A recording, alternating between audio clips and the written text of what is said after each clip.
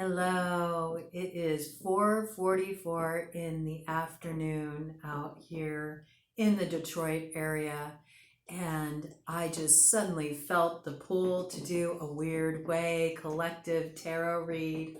And I wanted to sort of do something a little different. I felt drawn to just pull sort of a crowning energy for the week from this white light oracle. And I love it because it's got this wolf energy, and wolf is the pathfinder. Wolf helps us find the way through to get to the other side, and I feel like there's a very strong crossroads kind of energy hanging in the collective right now. We know that we're at a very important juncture, and the next steps we take are so important.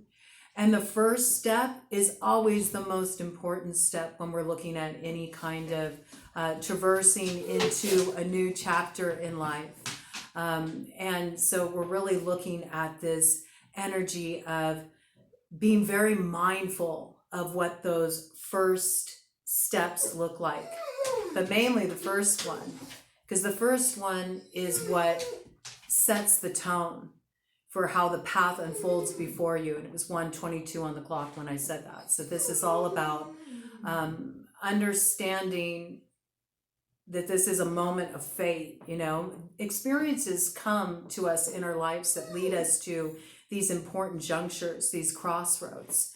And when these moments arrive on our path, it's because we're being given an opportunity to choose whether we stay stuck in old patterns or whether we rise above that 1:55 on the clock when I said that, and move into sort of a higher consciousness, a new pair of shoes, so to speak. It's like having to be able to fill new shoes that you're not familiar with, right? But it's about making the right choice at those moments. And sometimes it can be tricky. We get put to tests, and I feel like this energy is really present right now in the collective of needing to make a wise choice that's informed by the medicines of your past, the things that you've gathered through the experiences that you've been through.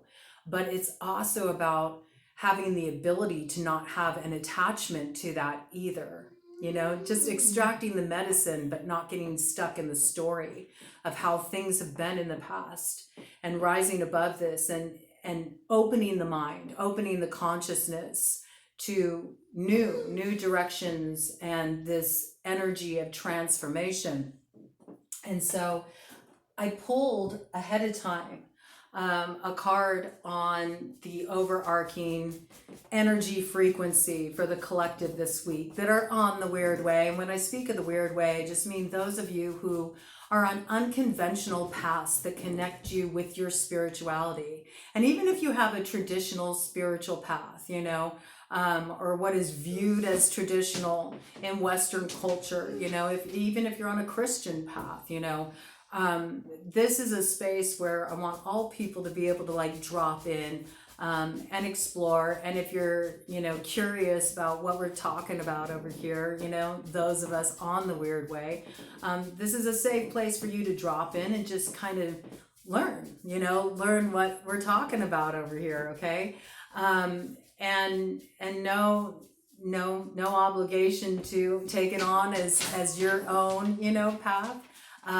But this is a read that's specifically for people that are on those unconventional paths that sort of break the mold, and are maybe on a pagan path, or you kind of create your own spirituality, okay, where you take pieces from different things that speak to you and you make it your own. You could be, somebody who relates to that whole star seed energy, and that's what speaks to you. There's many different paths, and none of them are wrong, none of them are wrong. They're just different ways to access the one source. That's all spirituality is different ways that we've found to connect with that energy. And Ted is really speaking up right now. And I think I'm going to let him out of the room. Just one moment. Come on, Ted. Go ahead.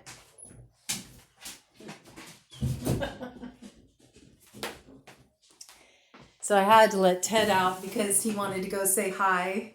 He wanted to go say hi to someone, and I didn't want to keep him stuck in the room, and he was really speaking up there. So, And I think sometimes, that's what you all need to do, collective, okay? Because everything comes through in a read for a reason. Right now, I'm just getting the download and sharing it with you all, but we are going to go into some cards here, all right? Maybe that's kind of what you need to do too. Maybe there's somebody that you're needing to drop in with right now, and maybe that someone you're needing to drop in with is spirit, however you relate to that. Some of you need to drop in with your ancestors, Some of you need to just drop into yourself and connect with that spirit that's within you, that spirit that's within all things. Some of you need to go and connect with nature, because that's when you most find that direct access to spirit. It's like the connecting point. So I feel like there's really this need to drop in with that right now, front and center. And one of the cards that I pulled here from that white light oracle is the spirit bear, and it's got a hertz frequency associated with it, 396 hertz. So if you feel drawn to work with sound therapy at all, do feel free to check out some of the stuff here on YouTube. There's some really great stuff out there that people have put together, and tune into that frequency, 396 hertz, see what it does for you. I don't go by book definitions on any oracle decks I get. I just totally let it speak to me in the moment, because every time it's a different trip. But bear medicine is really all about the pineal gland, okay?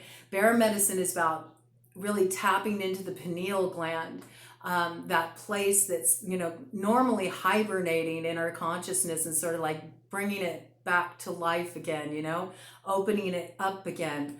And this can be achieved through meditation, so I feel like this energy is really front and center for the Weird Way Collective right now, this need to go into a meditative space. This is going to open up the energy for what's coming in, because when I looked at the bottom of the deck energy in that white light oracle, we have the 7 blessings of Eve, okay? And this took me down a real rabbit hole that I wanted to share with you. And actually, it did bring forward for me a particular meditation, something that has just came to me that I've been working with for a while. And I would like to share that meditation, but I'm not going to share it in this video, because I want it to be set up in such a way where those who wish to take part in the meditation can, okay? I'm going to bring a little bit of my Cobra's medicine bag work into my readings. It's kind of funny, I've come full circle recently with the work I do between Broad Coven and Cobra's medicine bag, which is where I do all my Ayurvedic work, and I've been keeping them kind of separate, and now I'm really realizing I sort of want to go back to where I began, which was not having it separate, having it all together, but having it all together here on Broad Coven. So and in terms of like the readings, the reading style, I do life path readings over on Cobra's medicine bag, and it's a different kind of a reading experience. And so I've really just decided to blend them all into one, okay? My weird way, which is, my path. My path is taking from different spiritual traditions throughout. And meditation is a big part of that, within Ayurvedic tradition, right? And there's so much information that I wish to share, about that science of life, Ayurveda. And this is a beautiful way to sort of bridge that gap and bring that in. But I have a meditation that came to me that's all about this energy right here, that I've been working with for a while, and I'd like to share it. I'm going to share it in a separate video. So be looking for that. It'll be the 7 blessings of Eve meditation. And it's not anything associated with the Alana Fairchild white light oracle deck. It's one of my own meditations, but I'll go ahead and keep the name that she has here because her card, you know, is bringing this energy in that I got from her deck. And so I want to do a video for this separate because not everybody's going to want to participate in that. And I want it to be a person's choice if they want to just sort of receive that meditative space and have that experience and work with this tool. All right, so look for that to come. But with this card here, okay, the 7 blessings, it's about the Kundalini rising, and it's about the chakra centers opening, the knowledge, okay? And this for me is a big like Lilith, Eve transmission thing here, because we've been working with a lot of that Lilith energy. We're really in a Lilith cycle right now. Pluto is retrograde, okay? Pluto is associated with Scorpio. It's one of Scorpio's ruling planets, 11:11 on the clock when I said this, okay? So I know I'm on the right track with bringing this energy in, okay? So Lilith is associated with Scorpio, okay? Lilith is associated with Scorpio because Lilith is exalted when it's in the sign of Scorpio. When the black moon Lilith is in the sign of Scorpio, it's exalted. Just like when Venus is in Pisces, okay? It's exalted. It's that Eve energy, you know? It's that Eve energy. If you have a Venus placement in Pisces house, the 12th house, that means you have a Venus exalted placement. That's very Eve energy, okay? And right now, we're in the Pluto energy, big time. We will be, ironically, through Libra season, okay? And Libra is ruled by the planet Venus, okay? So there's that play, that Lilith, that Eve energy, which are really one and the same. It's shadow, light, you know? That's how it's been kind of played out. But Lilith also represents this serpent energy, okay? Lilith represented the serpent that went and tempted Eve. But see, Lilith was vilified. Lilith was vilified because Lilith wanted knowledge. Lilith wanted to know God within herself. Lilith wanted to feel that level of union with that empowerment of being connected to spirit, okay?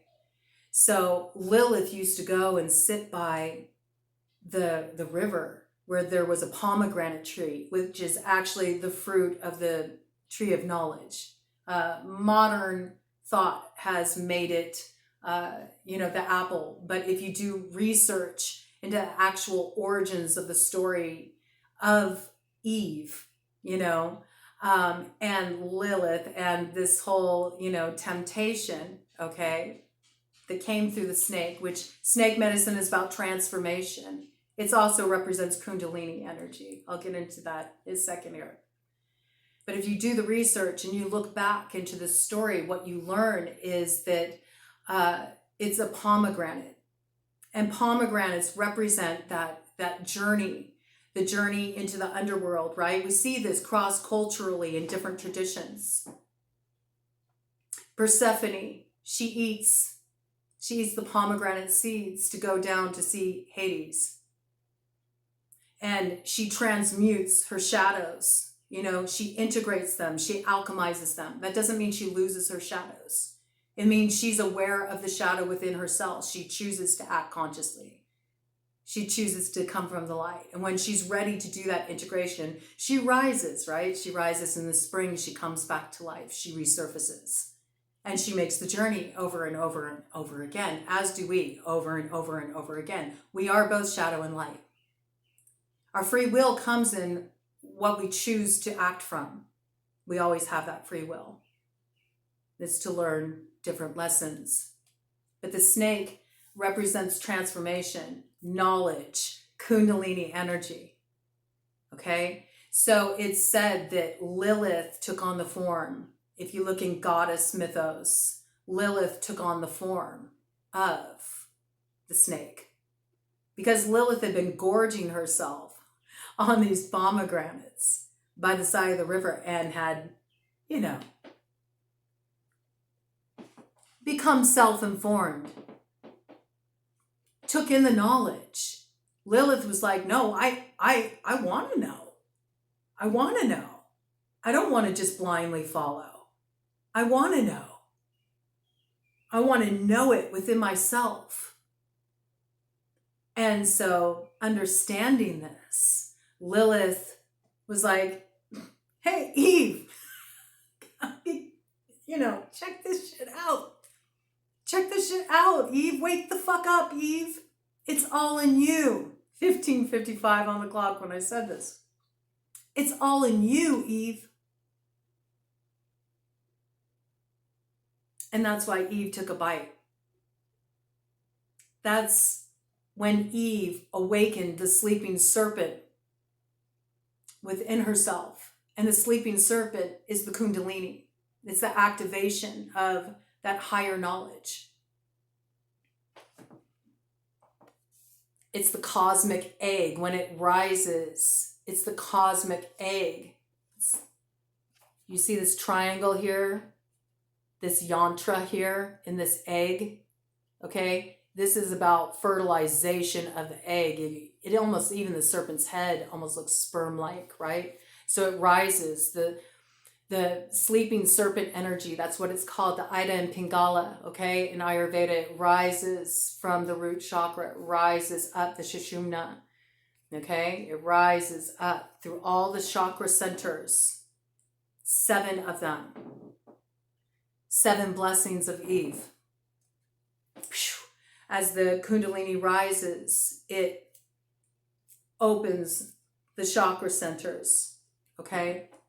You have to have your pineal gland clear, open, right? It's a very important channel. It's a very important channel for this to be open. Because first rising comes through the crown, second rising comes through the third eye, okay? And this is about drawing the energy down. The cosmic egg.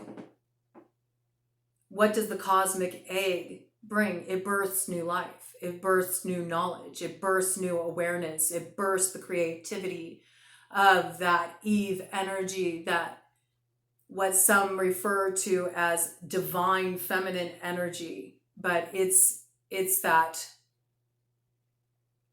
pure goddess essence. It's pure goddess essence. However you choose to relate to that, you can view it as the yin energy, okay? Yin yang, right?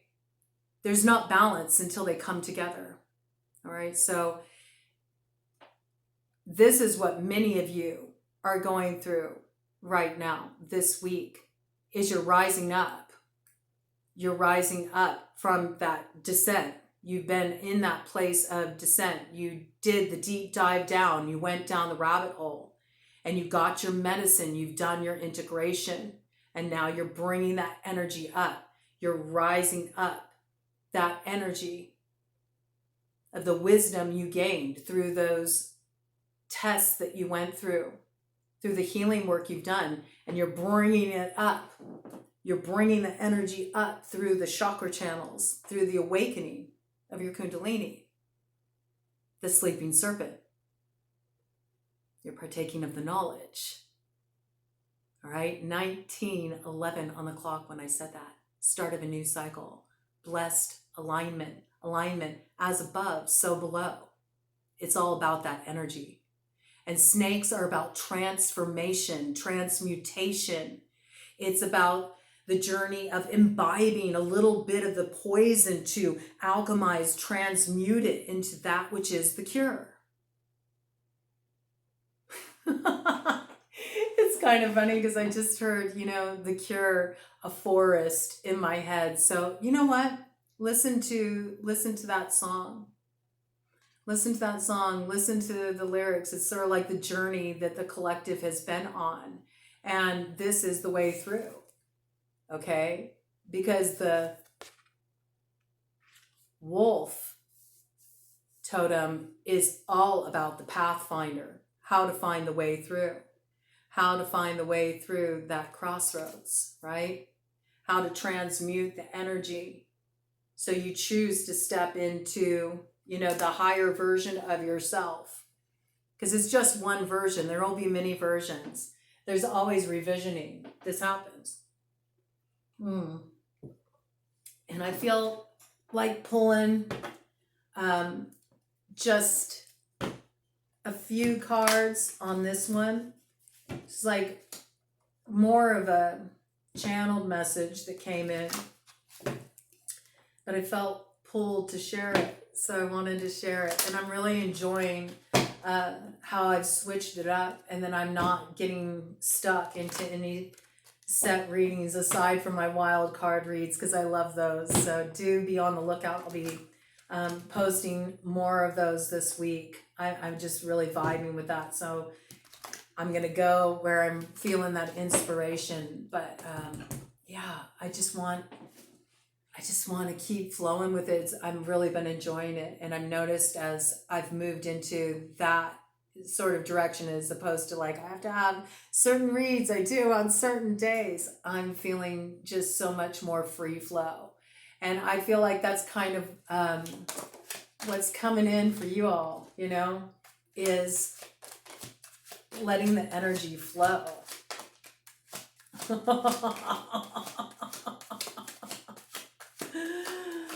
Oh my goodness, this is interesting. Ooh, we got some interesting cards coming out on this first run here, okay? So we got the Death card, came out reversed. We got the Two of Cups, came out reversed. We got the crossing influence of the Ten of Cups. And we got the Five of Cups. Okay, so this is what this is telling me. In order to come into this place of the Ten of Cups, okay, which the Ten of Cups is fulfillment. It's ultimate emotional fulfillment, okay? And don't get stuck on thinking that that has to come from a love relationship, because it absolutely doesn't. It can be that you're fulfilled creatively. It can be that you are fulfilled in the work that you're doing.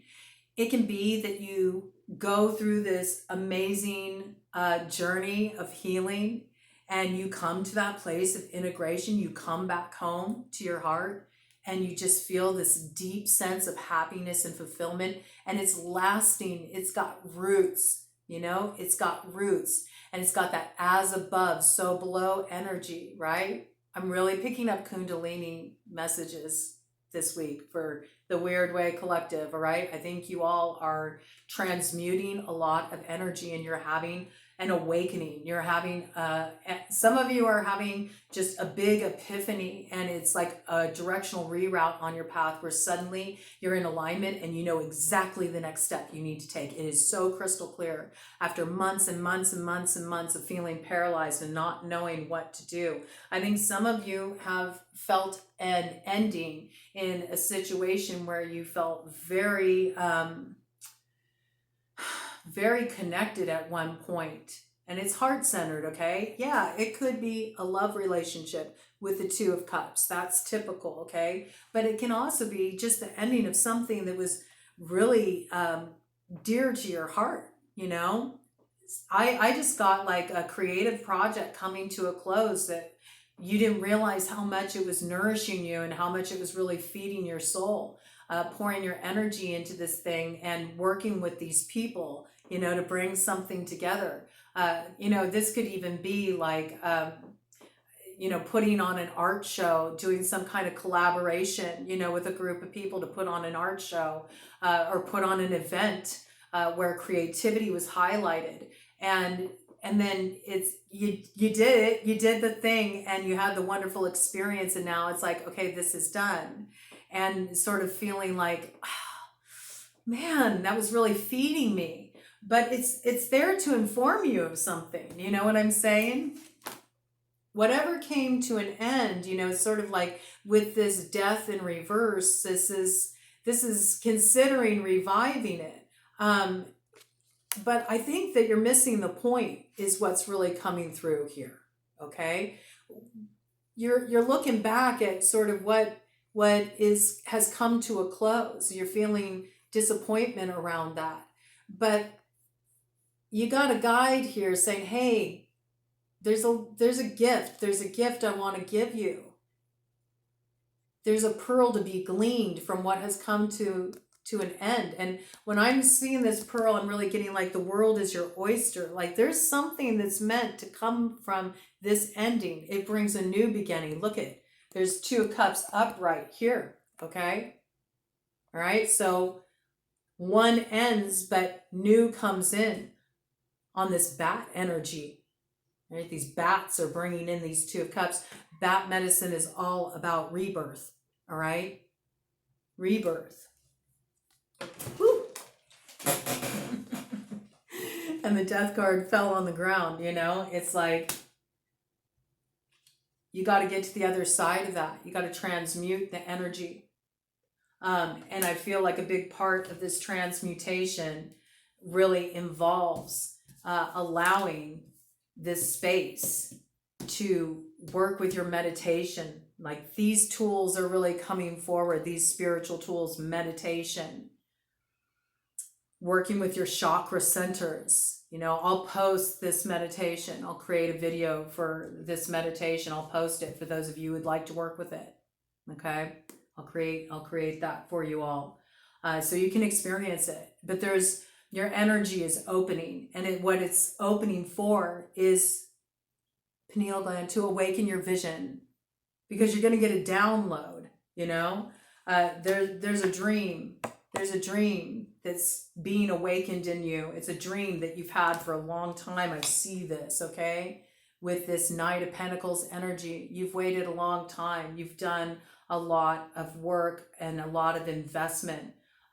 Mind, body, spirit, I'm really getting, you know, you've done all the things to feed, nourish this dream. And I think that you have really felt like unfulfilled. You haven't seen it fulfilled. There's a lot of energy in here about, you know, thinking something would work, that it would lead to celebration. Okay. Absolutely could be in terms of a relationship. All right. Could be in terms of a relationship. Could be third party dynamic is the reason why it didn't work.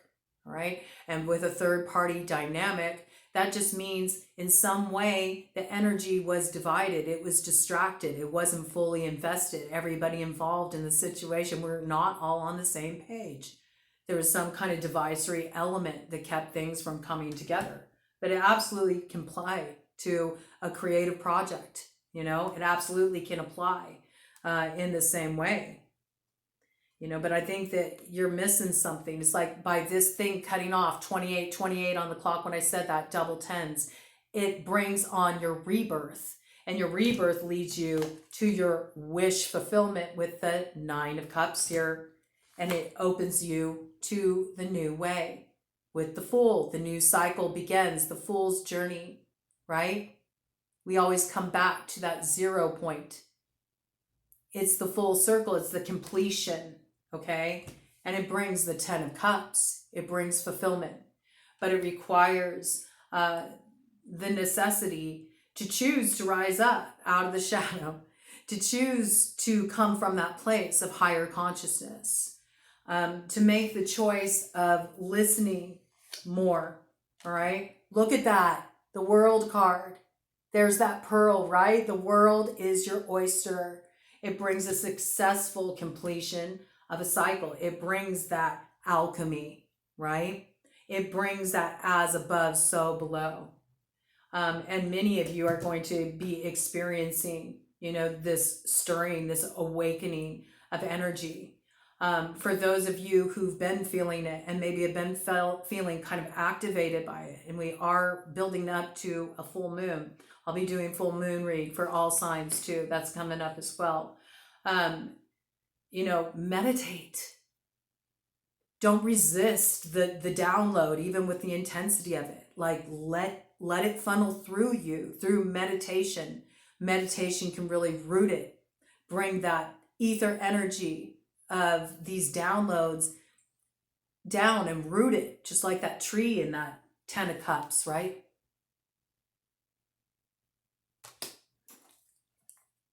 And cross.